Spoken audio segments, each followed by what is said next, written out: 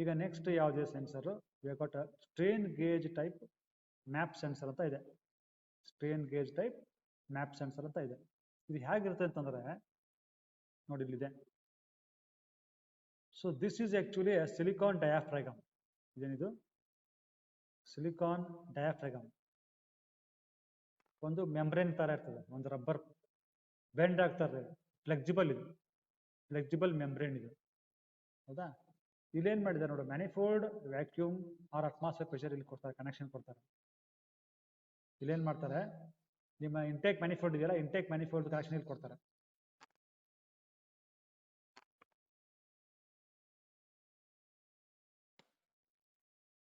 ಏನ್ ಮಾಡ್ತಾರೆ ಅಂದ್ರೆ ಇಲ್ಲಿ ವಾಟ್ ದೇ ಡೂ ಈಸ್, ಇದು ಏನಿದು, so the name it self suggest, name ಏನ್ ಹೇಳ್ತದೆ ನೋಡು, ಮ್ಯಾಪ್ ಸೆನ್ಸರ್. ಮ್ಯಾಪ್ ಸೆನ್ಸರ್ ಅಂದ್ರೆ ಏನು? Okay, what is map sensor ನೋಡಿ. ಇದು ಮ್ಯಾಪ್ ಸೆನ್ಸರ್ ಅಂದ್ರೆ ಏನು ನೋಡಿ. ಎಂ ಅಂದ್ರೆ ಮ್ಯಾನಿಫೋಲ್ಡ್. ಎಂ ಅಂದ್ರೆ ಏನು? ಎಂ ಅಂದ್ರೆ ಮ್ಯಾನಿಫೋಲ್ಡ್. ಎಂ ಅಂದ್ರೆ ಮ್ಯಾನಿಫೋಲ್ಡ್. ಡ್ರಾನಲ್ಲಿ ಹೋಗಿ ತಗೊಂಡು ಎರೇಜ್ ಮಾಡಿದ್ದೀನಿ. ಡ್ರಾನಲ್ಲಿ ಹೋಗಿ ಇನ್ನೊಂದು pen. Okay, so manifold. A ಅಂದ್ರೆ ಅಬ್ಸಲ್ಯೂಟ್, ಅಬ್ಸಲ್ಯೂಟ್. ಪಿ ಅಂದ್ರೆ ಪ್ರೆಷರ್, ಪ್ರೆಷರ್ ಸೆನ್ಸರ್. ಸೊ ಹಂಗಂದ್ರೆ ಏನು ನೋಡಿ, M A P map sensor ಅಂತ ಕರಿತಾರೆ ಅದಕ್ಕೆ.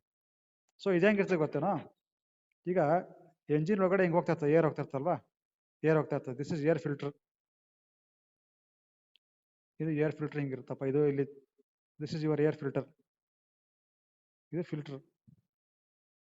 ಸೊ ಫಿಲ್ಟರ್ ಇಂದ ಏರ್ ಹೋಗ್ತಾ ಇದೆ. ಇಲ್ಲಿ ಏನಿರ್ತದೆ, ಯು ಹ್ಯಾವ್ ಥ್ರಾಟಲ್ ಬಾಡಿ, ಇಲ್ಲಿ ಥ್ರಾಟಲ್ ಬಾಡಿ ಇರ್ತದೆ, ಇಲ್ಲಿ ಕಾರ್ಬೋರೇಟ್ ಇರ್ತದೆ ಹಿಂದ್ಗಡೆ. ಸೊ ಇದು ಇಂಟೇಕ್ ಹೋಗ್ತಾ ಇದೆ, ಎಂಜಿನ್ಗೆ ಹೋಗ್ತಾ ಇದೆ. ಇದು ಇಲ್ಲಿಂದ ಎಕ್ಸಾಸ್ಟ್ ಹಿಂಗೆ ಹೋಗುತ್ತೆ, ಇದು ಎಕ್ಸಾಸ್ಟ್. ಇದು intake, intake manifold. So engine ಒಳಗಡೆ ಆಗ್ತದೆ, ಏರ್ ಹೋಗ್ತಾ ಇದೆ. ಈಗ ಎಂಜಿನ್ ಒಳಗಡೆ ಏರ್ ಹೋಗ್ತಾ ಇದೆ. ಸೊ ಇದು ಎಷ್ಟು ಹೋಗ್ತಾ ಇದೆಯಲ್ಲ, ಅದರ ಪ್ರೆಷರ್ ಎಷ್ಟು, ಇದು ಒಳಗಡೆ ಏರ್ ಹೋಗ್ತಾ ಇದೆಯಲ್ಲ, ಅದರ ಪ್ರೆಷರ್ ಎಷ್ಟು ಅಂತ ಮೆಜರ್ ಮಾಡೋದಕ್ಕೆ ಏನ್ ಮಾಡ್ತಾರೆ, ಇಲ್ಲಿ ಈ ಮ್ಯಾಪ್ ಸೆನ್ಸರ್ನ ಫಿಟ್ ಮಾಡ್ತಾರೆ. ಈ ತರ ಈ ಮ್ಯಾಪ್ ಸೆನ್ಸರ್ನಲ್ಲಿ ಫಿಟ್ ಮಾಡ್ತಾರೆ. ಇದೇನ್ ಮಾಡ್ತದೆ, ಇ ಸಿ ಯುಗೆ, ಇದು ಇ ಸಿ ಯುಗೆ ಇನ್ಫಾರ್ಮೇಶನ್ ಕೊಡುತ್ತೆ.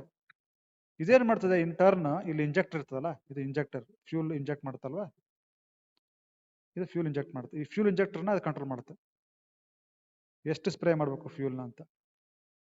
ಹೇಗೆ ಗೊತ್ತಾಗತ್ತೆ ಗೊತ್ತೇನೋ ನಮಗೆ, ಈ ಒಂದು ಫಾರ್ಮುಲಾ ಇದೆ, ಏನು ಹೇಳು, M P V equal to M R T ಅಂತ ಒಂದು ಫಾರ್ಮುಲಾ ಇದೆ. P V equal to M R T ಅಂತ ಒಂದು ಫಾರ್ಮುಲಾ ಇದೆ ನೋಡಪ್ಪ. ಇಲ್ಲಿ ಎಂ ಅಂದ್ರೆ ಏನು, M equal to P by R T, ಹೌದಿಲ್ಲ. This is the formula we know. So ಇಲ್ಲಿ ಏನ್ ಬೇಕು ನೋಡಿ, ಇಲ್ಲಿದೆ, to find out mass of the air, ಹೌದಾ.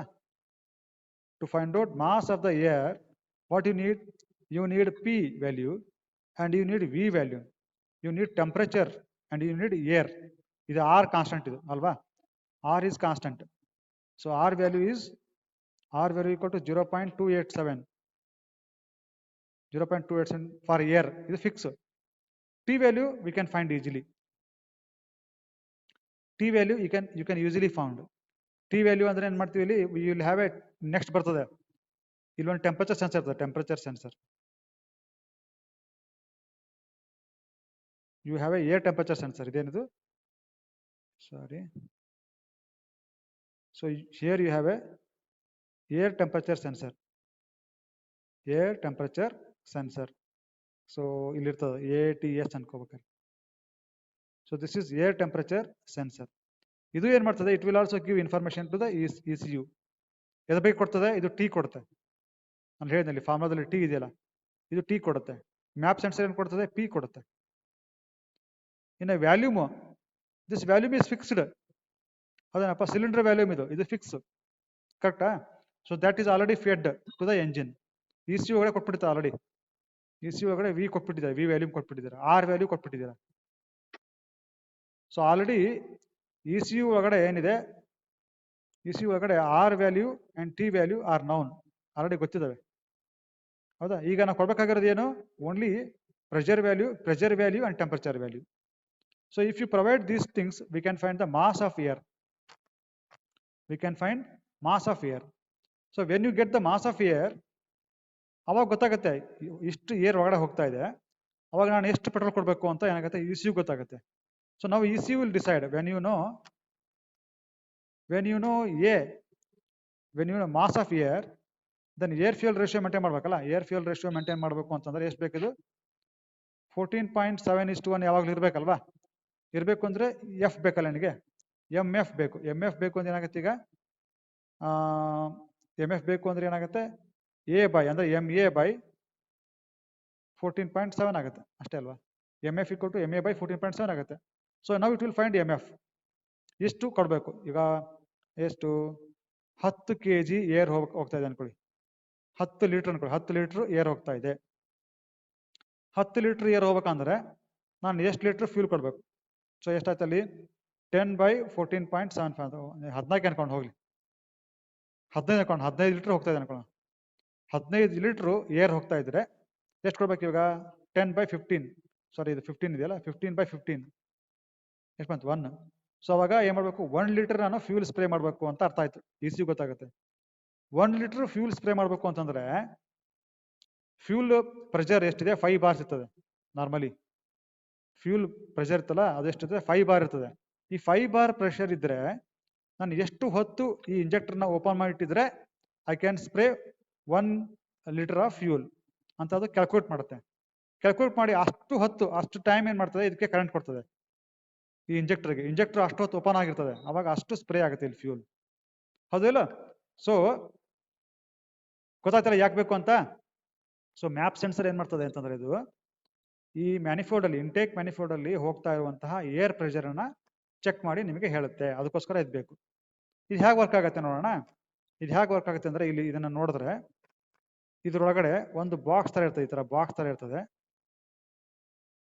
ಈ ಬಾಕ್ಸ್ ಅಲ್ಲಿ ಸೆಂಟ್ರಲ್ಲಿ you will have a diaphragm. ಇಲ್ಲಿ ಏನಿರ್ತದೆ? You will have a diaphragm, silicon diaphragm ಇರ್ತಿಲ್ಲಿ, ಇಲ್ಲಿರ್ತದೆ. ಇದನ್ನೇನ್ ಮಾಡ್ತಾರೆ? ಒಂದ್ ಕಡೆ ಡೌನ್ ಈ ತಗಡದ ಏನ್ ಮಾಡಿದ್ದಾರೆ? It is open to atmosphere.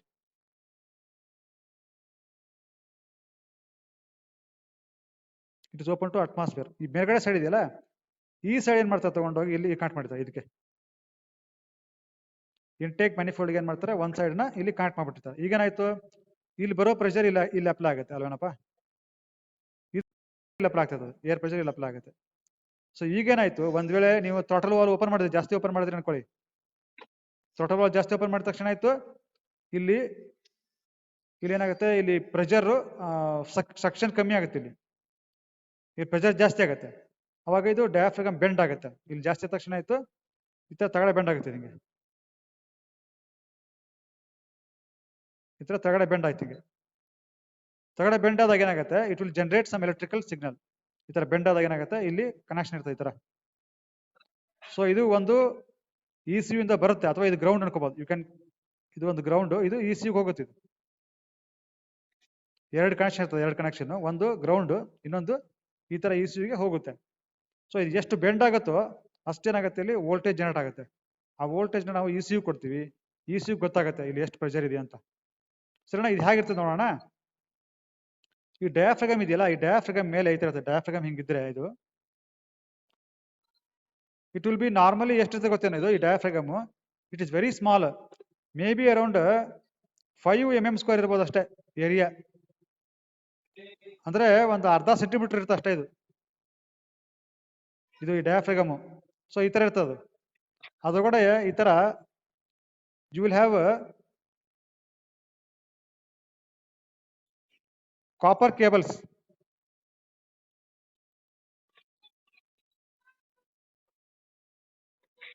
ನೋಡಿ, ಈ ತರ ಕಾಪರ್ ಕೇಬಲ್ ನ ಏನ್ ಮಾಡಿರ್ತಾರೆ? ಅದಕ್ಕೆ ಅಂಟಿಸಿರ್ತಾರೆ. ಈ ಡಯಾಫ್ರಾಗಮ್ಗೆ ಏನ್ ಮಾಡ್ತಾರೆ? ಈ ಕಾಪರ್ ಕೇಬಲ್ ನ ಏನ್ ಮಾಡಿದ್ದಾರೆ? ಅಂಟಿಸಿದ್ದಾರೆ. These copper cables are called as strain gauges. ಏನ್ ಕರೀತಾರೆ? Strain gauge.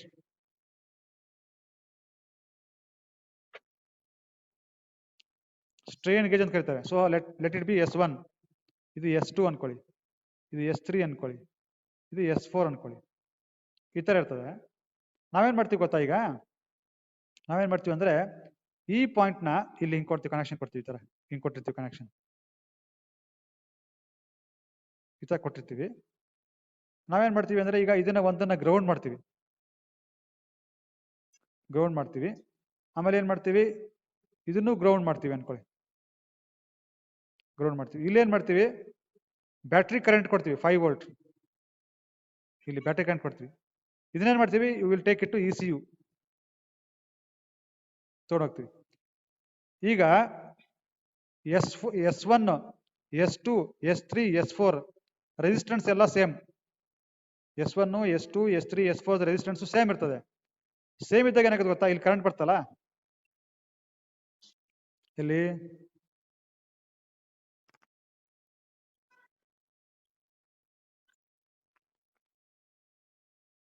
ಸೊ ಇಲ್ಲಿ ಈಗ ಏನಾಗುತ್ತೆ, ಇಲ್ಲಿಂದ ಕರೆಂಟ್ ಬರ್ತಾರೆ, ಕರೆಂಟ್ ಆ ಬರೋ ಕರೆಂಟ್ ಇದೆ ನೋಡು, ಅದೇನಾಗುತ್ತೆ ಸ್ಟ್ರಿಕ್ಟ್ ಆಗುತ್ತೆ, ಈ ಕಡೆ ಸ್ವಲ್ಪ ಹೋಗುತ್ತೆ, ಈ ಕಡೆ ಸ್ವಲ್ಪ ಬರುತ್ತೆ. ಸೊ ಈಗೆಲ್ಲ ರೆಸಿಸ್ಟೆನ್ಸ್ ಎಲ್ಲ ಕಡೆ ಈಕ್ವಲ್ ಆಗಿರೋದ್ರಿಂದ ಏನಾಗುತ್ತೆ, ಎಲ್ಲ ಕಡೆ ಈಕ್ವಲ್ ಆಗಿರೋದ್ರಿಂದ ಏನಾಗುತ್ತೆ, ಈ ಪಾಯಿಂಟ್ ಅಲ್ಲಿ ನೋಡಿದ್ರು ಸೇಮ್ ಕರೆಂಟ್, ಈ ಪಾಯಿಂಟ್ ಅಲ್ಲಿ ನೋಡಿದ್ರು ಸೇಮ್ ಕರೆಂಟ್, ಈ ಪಾಯಿಂಟ್ ಅಲ್ಲಿ ನೋಡಿದ್ರು ಸೇಮ್ ಕರೆಂಟ್, ಈ ಪಾಯಿಂಟ್ ಅಲ್ಲಿ ನೋಡಿದ್ರು ಸೇಮ್ ಕರೆಂಟ್ ಬರ್ತದೆ. ಸೊ ಅವಾಗ ಇಲ್ಲಿ ವೋಲ್ಟೇಜ್ ಏನೂ ಬರಲ್ಲ. ECU ಏನಾಗುತ್ತೆ, 0 ವೋಲ್ಟೇಜ್ ಬರ್ತದೆ. ಯಾವಾಗ ಇದು ಬೆಂಡ್ ಆಗಿರಲ್ಲ ಅವಾಗ ಎಷ್ಟಿರ್ತದೆ ವೋಲ್ಟೇಜ್, ಎಷ್ಟಿರ್ತದೆ 0 ವೋಲ್ಟ್. ಇದು ಬೆಂಡ್ ಆಗದೆ ಇದ್ದಾಗ ಏನಾಗುತ್ತೆ, ವೋಲ್ಟೇಜ್ ಎಷ್ಟಿರ್ತದೆ 0 ವೋಲ್ಟ್ ಇರ್ತದೆ. ಸೊ ಅಂದ್ರೆ ನಾವೀಗ ಎಂಜಿನ್ ಸ್ಟಾರ್ಟ್ ಮಾಡಿಲ್ಲ ಅನ್ಕೊಳ್ಳಿ, ಎಂಜಿನ್ ಸ್ಟಾರ್ಟ್ ಮಾಡದೇ ಇದ್ದಾಗ ಏನಾಗುತ್ತೆ, ಇಲ್ಲೂ ಕೂಡ ಅಟ್ಮಾಸ್ಫಿಯರ್ ಪ್ರೆಷರ್ ಆಕ್ಟ್ ಆಗುತ್ತೆ, ಇಲ್ಲೂ ತಗಡೆ ಅಟ್ಮಾಸ್ಫಿಯರ್ ಪ್ರೆಷರ್ ಇದೆ. ಅವಾಗ ಏನಾಗುತ್ತೆ, ಇದು ಸೀದಾ ಇರ್ತದೆ, ಹಿಂಗೆ ಸೀದಾ ಇದ್ದಾಗ ಏನಾಗುತ್ತೆ, ವೋಲ್ಟೇಜ್ ಔಟ್ಪುಟ್ 0 ನೋಡಿತಾ, ವೋಲ್ಟೇಜ್ ಔಟ್ಪುಟ್ 0 ಇರ್ತದೆ. ಯಾವಾಗ ನಾವು ಎಂಜಿನ್ ಸ್ಟಾರ್ಟ್ ಮಾಡ್ತೀವೋ, ಸ್ಟಾರ್ಟ್ ಮಾಡಿದಾಗ ಏನಾಗುತ್ತೆ, ಇಲ್ಲಿ ವ್ಯಾಕ್ಯೂಮ್ ಬರುತ್ತಲ್ವಾ, ಆ ವ್ಯಾಕ್ಯೂಮ್ ಏನ್ ಮಾಡ್ತೀವಿ ಗೊತ್ತಾ, ಇಲ್ಲಿ ಅಪ್ಲೈ ಆಗುತ್ತೆ. ಇಲ್ಲಿ ಅಪ್ಲೈ ಆದಾಗ ಏನಾಗುತ್ತೆ, ಇದು ಈ ತರ ಉಲ್ಟಾ ಬೆಂಡ್ ಆಗುತ್ತೆ, ಹಿಂಗೆ ಉಲ್ಟಾ ಬೆಂಡ್ ಆಗುತ್ತೆ. ಉಲ್ಟಾ ಬೆಂಡ್ ಆದಾಗ ಏನಾಗುತ್ತೆ, ಇದು ಬೆಂಡ್ ಆಗುತ್ತಲ್ವಾ, ಬೆಂಡ್ ಆದಾಗ ಏನಾಗುತ್ತೆ, ಈ ಸ್ಟ್ರೇನ್ ಗೇಜು ಹಿಗ್ಗುತ್ತೆ, ಹಿಗ್ಗುತ್ತೆ ಇಲ್ಲ, ಇದು ಹಿಗ್ದಾಗ, ಇದು ಹಿಗ್ದಾಗ ಏನಾಗುತ್ತೆ, ಇದು ಹಿಗ್ಗುತ್ತೆ, ಇದು ಹಿಗ್ಗುತ್ತೆ, ಇದು ಹಿಗ್ಗುತ್ತೆ, ಇದು ಹಿಗ್ಗುತ್ತೆ. ಸೊ ನಮ್ಗೆಲ್ಲ ಗೊತ್ತಿರೋ ಹಾಗೆ resistance depends on resistance depends on ಏನು, length, it's directly proportional to length divide by A. So resistance of any cable depends on length of the ಏನು, it depends on length of the coil divide by area of the coil. So area of the coil ಜಾಸ್ತಿ ಐತೆ ಅನ್ಕೋ, ಅವಾಗ resistance ಏನಾಗುತ್ತೆ, ಕಮ್ಮಿ ಆಗುತ್ತೆ. Area of the coil ಕಮ್ಮಿ ಆದ್ರೆ ರೆಸಿಸ್ಟೆನ್ಸ್ ಜಾಸ್ತಿ ಆಗುತ್ತೆ. ಹಂಗೇನೆ ಲೆಂತ್ ಆಫ್ ದ ಕೇಬಲ್ ಜಾಸ್ತಿ ಐತೆ ಅನ್ಕೋ, ಅವಾಗ ರೆಸಿಸ್ಟೆನ್ಸ್ ಜಾಸ್ತಿ ಆಗುತ್ತೆ. ಇಲ್ಲಿ ಏನಾಗ್ತಾ ಇದೆ, ಇಲ್ಲಿ ಇದು ಬೆಂಡ್ ಆದಾಗ ಏನಾಗುತ್ತೆ, ಈ ಕಾಯಿಲ್ಗಳು ಇದಾವಲ್ಲ, ಸ್ಟ್ರೇನ್ ಗೇಜ್ಗಳು ಇದಾವಲ್ಲ, ಅವುಗಳ ಡಯಾಮೀಟರ್ ಕಮ್ಮಿ ಆಗುತ್ತೆ, ಅಂದ್ರೆ ಏರಿಯಾ ಕಮ್ಮಿ ಆಯ್ತು, ಅವುಗಳ ಲೆಂತ್ ಜಾಸ್ತಿ ಆಗುತ್ತೆ, ಲೆಂತ್ ಏನಾಗುತ್ತೆ, ಜಾಸ್ತಿ ಆಗುತ್ತೆ. ಸೊ ಲೆಂತ್ ಜಾಸ್ತಿ ಆಯ್ತು, ಏರಿಯಾ ಕಮ್ಮಿ ಆಯ್ತು, ಅವಾಗ ಏನಾಗುತ್ತೆ, ರೆಸಿಸ್ಟೆನ್ಸ್ ಜಾಸ್ತಿ ಆಗುತ್ತೆ. ಸೊ ಅವಾಗ ಏನಾಗುತ್ತೆ, ಎಲ್ಲ ಈಕ್ವಲ್ ಆಗಿ ಹಿಗ್ಗಲ್ಲ, ಇವು ನಾಲ್ಕು ಈಕ್ವಲ್ ಆಗಿ ಹಿಗ್ಗೋದಿಲ್ಲ, ಇವೆರಡು ಹಿಗ್ತವೆ, ಇವೆರಡು ಹಿಗ್ಗಲ್ಲ ಮೋಸ್ಟ್ಲಿ. ಸೊ ಅವಾಗೇನಾಯ್ತು, ಇವುಗಳ ರೆಸಿಸ್ಟೆನ್ಸ್ ಚೇಂಜ್ ಆಗಲ್ಲ, ಇವೆರಡು ಇರ್ಬೋದು. ಅವಾಗ ಚೇಂಜ್ ಆದಾಗ ಏನಾಗುತ್ತೆ, ಇಲ್ಲಿ ಹೋಗೋ ಕರೆಂಟ್ ಬೇರೆ ಆಗುತ್ತೆ, ಇಲ್ಲಿ ಹೋಗೋ ಕರೆಂಟ್ ಬೇರೆ ಆಗುತ್ತೆ, ಇಲ್ಲಿ ಹೋಗೋ ಕರೆಂಟ್ ಬೇರೆ ಆಗುತ್ತೆ, ಇಲ್ಲಿ ಹೋಗೋ ಕರೆಂಟ್ ಬೇರೆ ಆಗುತ್ತೆ. ಅವಾಗ ಇಲ್ಲಿ ಡ್ರಾಪ್ ಆಗೋ ವೋಲ್ಟೇಜು ಬೇರೆ, ಇಲ್ಲಿ ಬರೋ ವೋಲ್ಟೇಜ್ ಬೇರೆ, ಇಲ್ಲಿ ಬರೋ ವೋಲ್ಟೇಜ್ ಬೇರೆ, ಇಲ್ಲಿ ಬರೋ ವೋಲ್ಟೇಜ್ ಬೇರೆ ಆಗುತ್ತೆ. ಅವಾಗ ಏನಾಗುತ್ತೆ, ಅವಾಗ ಇಲ್ಲಿ ಏನಾಗುತ್ತೆ, you will get some voltage. ECU ಏನಾಗುತ್ತೆ, you will get some voltage, may be 1 volt, like that, 1 volt, depending on ಎಷ್ಟು ಬೆಂಡ್ ಆಗುತ್ತೆ ಅನ್ನೋದ್ರ ಮೇಲೆ ಏನಾಗುತ್ತೆ, ವೋಲ್ಟೇಜ್ ರೈಸ್ ಆಗ್ತಾ ಹೋಗುತ್ತೆ. 1 ವೋಲ್ಟ್ ಬರ್ತದೆ, ಇನ್ನೂ ಜಾಸ್ತಿ ಬೆಂಡ್ ಆಯ್ತಾ 2 ವೋಲ್ಟ್ ಬರ್ತದೆ, ಇನ್ನೂ ಜಾಸ್ತಿ ಬೆಂಡ್ ಆಯ್ತಾ 3 ವೋಲ್ಟ್ ಬರ್ತದೆ, ಇನ್ನೂ ಜಾಸ್ತಿ ಬೆಂಡ್ ಆಯ್ತಾ 4 ವೋಲ್ಟ್ ಬರ್ತದೆ. ಸೊ ಅಂದ್ರೆ ಏನು ಮೀನಿಂಗ್, ಎಷ್ಟು ಬೆಂಡ್ ಆಗುತ್ತೋ ಅಷ್ಟು ಇಲ್ಲಿ ಪ್ರೆಷರ್ ಜಾಸ್ತಿ ಇದ್ದಂಗೆ, ಎಷ್ಟು ಬೆಂಡ್ ಆಗುತ್ತೋ ಅಷ್ಟು ಇಲ್ಲಿ ಪ್ರೆಷರು ಜಾಸ್ತಿ ಅಂತ ಅರ್ಥ. ಸೊ ಅಷ್ಟು ಪ್ರೆಷರ್ ಜಾಸ್ತಿ ಅಂದ್ರೆ ಏನಾಗುತ್ತೆ, ಯಾವಾಗ ಪ್ರೆಷರ್ ಜಾಸ್ತಿ ಆಯ್ತು ಅವಾಗ ಏನಾಯ್ತು ನೋಡಿ, ಪ್ರೆಷರ್ ಜಾಸ್ತಿ ಅಂದ್ರೆ ಏನಾಗುತ್ತೆ, ಮಾಸ್ ಆಫ್ ದ ಏರ್ ಜಾಸ್ತಿ. ಇಲ್ಲಿ ಪ್ರೆಷರ್ ಜಾಸ್ತಿ ಅಂದ್ರೆ ಏನ್ meaning, mass of air is more. So whenever mass of air is more, automatically ಏನಾಗುತ್ತೆ, the injector has to supply more fuel to maintain this ratio. 15:1 ratio maintain ಆಗ್ಬೇಕಲ್ಲ, 15:1 ratio maintain ಆಗ್ಬೇಕು ಅಂತಂದ್ರೆ, when the mass of air is increased, ಅವಾಗ you have to increase fuel. So ಅದಕ್ಕೆ ಏನ್ ಮಾಡ್ತದೆ ಇದು ECU, ಈ ಇಂಜೆಕ್ಟರ್ಗೆ ಜಾಸ್ತಿ ಫ್ಯೂಲ್ನ ಸಪ್ಲೈ ಮಾಡು ಅಂತ ಹೇಳುತ್ತೆ. ಅಂದ್ರೆ ಇದನ್ನ ಜಾಸ್ತಿ ಹೊತ್ತು ಓಪನ್ ಮಾಡಿ ಇಡ್ತದೆ. So this is how your map sensor works. ಏನೋ ಡೌಟ್ ಇದೆಯಾ? दोस्तों स्वागत है आपका ऑटोमोटिव्स में, और आज हम बात करने वाले हैं मैनिफोल्ड एब्सोल्यूट प्रेशर सेंसर कैसे काम करता है।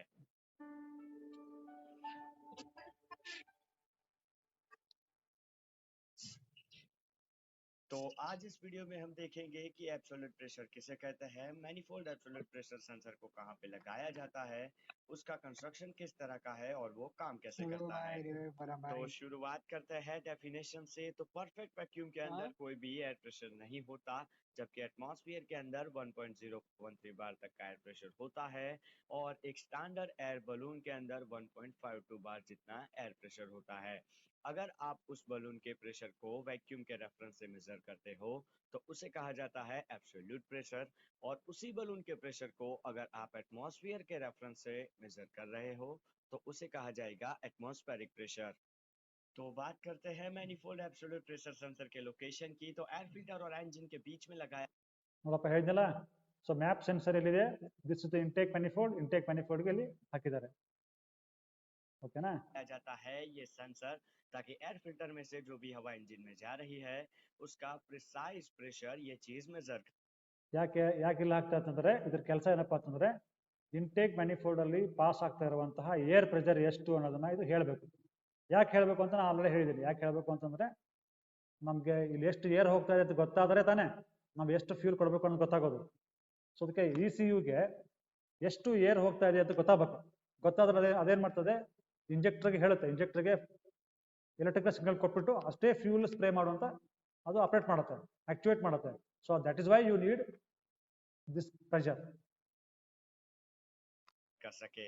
तो बात करते हैं सेंसर के कंस्ट्रक्शन की। तो सेंसर के अंदर एक वैक्यूम चैम्बर होता है जो कि वैक्यूम को मेंटेन कर रखता है। उसके साथ कनेक्ट होती है एक हाईली सेंसिटिव सिलिकॉन स्ट्रिप, और उस स्ट्रिप को इस तरह से फिट किया जाता है कि उसका एक सिरा वैक्यूम चैम्बर के साथ कनेक्ट रहे, जबकि दूसरा सिरा थ्रोटल बॉडी के अंदर जो भी एयर आ रही है उसके कांटेक्ट में आए। तो अब अगर वर्किंग की बात की जाए तो जब भी आप एक्सीलरेटर पेडल प्रेस करेंगे तो जो थ्रोटल वाल है वो ओपन होगा, यानी कि ज्यादा एयर इंटेक मैनिफोल्ड के अंदर जाएगी। ನೋಡು, ಈಗ ಥ್ರೋಟಲ್ ಓಪನ್ ಮಾಡಿದ್ರೆ ಥ್ರೋಟಲ್ ವಾಲ್ವ್ ಇದು ಇಂಟೇಕ್ ಮ್ಯಾನಿಫೋಲ್ಡ್, ಇದು ಥ್ರೋಟಲ್ ವಾಲ್ವ್. ಇದನ್ನ ಓಪನ್ ಮಾಡಿದ ತಕ್ಷಣ ಆಯ್ತು ಏರ್ ಜಾಸ್ತಿ ಹೋಗುತ್ತೆ ಅಲ್ವಾ? ಏರ್ ಜಾಸ್ತಿ ಹೋದ್ರೆ ಏನಾಗುತ್ತೆ ನೋಡಿ, ಏರ್ ಇಲ್ಲೂ ಕೂಡ ಜಾಸ್ತಿ ಹೋಗುತ್ತೆ. ಅವಾಗ ಏನಾಯ್ತು ನೋಡು, ಈ ಡಯಾಫ್ರಗಮ್ ಬೆಂಡ್ ಆಯ್ತು. ಡಯಾಫ್ರಗಮ್ ಬೆಂಡ್ ಆದ ತಕ್ಷಣ ನೋಡಿ, ವೋಲ್ಟೇಜ್ ಏನಾಗ್ತದೆ ನೋಡು, ಜಾಸ್ತಿ ಆಗ್ತದೆ. ವೋಲ್ಟೇಜ್ ಜಾಸ್ತಿ ಆಯ್ತು, ಕರೆಕ್ಟಾ? ಇದರಿಂದ ಬರ್ತಾ ಇರೋ ವೋಲ್ಟೇಜ್, ಇಲ್ಲಿ ಕನೆಕ್ಷನ್ ಕೊಟ್ಟಿರ್ತಾರೆ, ಕೇಬಲ್ ಕನೆಕ್ಷನ್ ಕೊಟ್ಟಿರ್ತಾರೆ. ಇಲ್ಲಿಂದ ಬರ್ತಾ ವೋಲ್ಟೇಜ್ ಏನಾಗ್ತದೆ ನೋಡಿ, ಜಾಸ್ತಿ ಆಗ್ತದೆ. ಹೌದಾ? ಮತ್ತೆ ನೀವು ಪ್ರೆಷರ್ ಕಮ್ಮಿ, ಇದು ಓಪನ್ ಕ್ಲೋಸ್ ಮಾಡ್ತೀನಿ ಅನ್ಕೊಳ್ಳಿ, ಇದು ಸೀದಾ ಆಯ್ತು. ಸೀದಾ ಆದ ತಕ್ಷಣ ವೋಲ್ಟೇಜ್ ಕಮ್ಮಿ ಆಗುತ್ತೆ ನೋಡಿ. अब ज्यादा एयर बढ़ने के कारण उसका प्रेशर भी बढ़ेगा, और वो प्रेशर सीधा सिलिकॉन स्ट्रिप को डिफॉर्म करेगा। अब यही डिफॉर्मेशन सिलिकॉन स्ट्रिप का जो रेजिस्टेंस है उसे कम करेगी। ನೋಡಿ ಈಗೇನ್ ಮಾಡಿದ್ರು, ಥ್ರೋಟಲ್ ವಾಲ್ವ್ ಕ್ಲೋಸ್ ಮಾಡ್ಬಿಟ್ರು. ಥ್ರೋಟಲ್ ವಾಲ್ವ್ ಕ್ಲೋಸ್ ಮಾಡಿದ ತಕ್ಷಣ ಆಯ್ತು, ಇಲ್ಲಿ ಏರ್ ಏನು ಹೋಗ್ತಾ ಇಲ್ಲ. ಏನು ಏರ್ ಹೋಗ್ತಾ ಇಲ್ಲ ಅಂದಾಗ ಏನಾಯ್ತು, ಇಲ್ಲಿ ಇವಾಗ ಸೀದಾ ಆಗೋಯ್ತು. ಸಿಲಿಕಾನ್ ಸ್ಟ್ರಿಪ್ ಸ್ಟ್ರೇಟ್ ಆಗೋಯ್ತು. ಸ್ಟ್ರೇಟ್ ಆದಾಗ ಏನಾಯ್ತು ನೋಡಿ, ವೋಲ್ಟೇಜ್ ಏನೂ ಇಲ್ಲ, ಔಟ್ಪುಟ್ ವೋಲ್ಟೇಜ್ ಏನೂ ಇಲ್ಲ. ಇದು ಬೆಂಡ್ ಆಗಿಲ್ವಲ್ಲ, ಬೆಂಡ್ ಆಗಿದ್ದಕ್ಕೆ ಏನಾಯ್ತು, ವೋಲ್ಟೇಜ್ ಏನು, ಔಟ್ಪುಟ್ ವೋಲ್ಟೇಜ್ ಏನೂ ಇಲ್ಲ. ನಾನು ಹೇಳಿದ್ನಲ್ಲ ಯಾವ ಥರ ಅಂತ ಹೇಳಿದ್ನಲ್ಲ, ಟ್ರೈನ್ ಗೆಜಸ್ ಎಲ್ಲ ಹಾಕಿ ಹೇಳಿದ್ನಲ್ವಾ. ಸೊ ಆ ಥರ ಆಗುತ್ತೆ. ಓಕೆನಾ? ನೆಕ್ಸ್ಟ್ ನೋಡಿ, यानी आउटपुट वोल्टेज आपको ज्यादा मिलेगा। यानी अगर सीधे रिलेशन की बात की जाए तो जितनी ज्यादा एयर उतना कम रेजिस्टेंस और उतना ही हाई आउटपुट वोल्टेज। यानी कि जितनी ज्यादा एयर होगी उतना हाई वोल्टेज होगा, जितनी कम एयर होगी उतना कम वोल्टेज होगा। अब इसी वोल्टेज को कैलिब्रेट करके आपका जो इंजन मैनेजमेंट यूनिट है वो सीधा ही इंजेक्टर के अंदर कितना फ्यूल पास करना है उसे डिसाइड करेगा। तो दोस्तों आज के